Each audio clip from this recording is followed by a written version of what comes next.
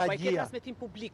E ke transmetim publik. Atëherë, është folur dhe diskutuar kaq muaj për video që janë regjistruar në zyrën e Erbyes Agasit. Dhe është thënë, pra ka disa foto të shkputura në ato pjesë që janë bërë publike, ku shfaqet Erbyes Agasi dhe Melinda Karçanaj.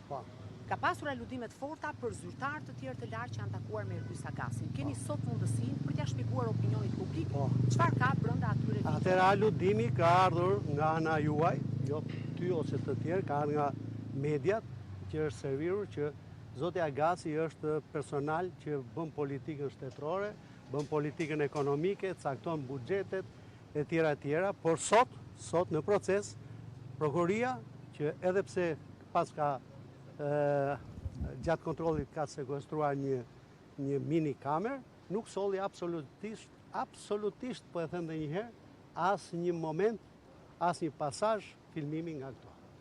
Tashi të takosh një njeri që s'është kriminal, por është një njeri nderuar, kushdo qoftë ai, nuk është vepër penale, me sa di unë të paktën, prej 46 vjetësh që jam në këtë profesion, në 45.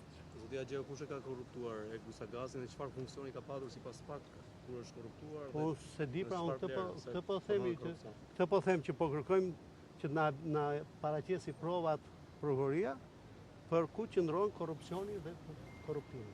Atëherë si arsyetoi prokurori veprën penale të korrupsionit, ku konsiston ai? Nuk solli vetëm urdhrin që ka filluar dhe këtë. Pra thënë ndryshe për opinionin publik në syrin e prokurorit është ashpërsuar pozita penale e Erbyes Agasit. Kështu ta kuptojmë. Jo, këto janë masa që merr prokurori për të siguruar procesin e vet për mos pranuar dështimi, kështu e lexoj unë. Okej, dakor. Shtyja pale. Lidhja me Shpatarakun ishte shoqërore apo një mbrojtje? Jo, s'kishte, mos më ngashu fare për këtë. Mos më spostoni nga ky pozicion që jam se s'ka të bëj fare, ai është në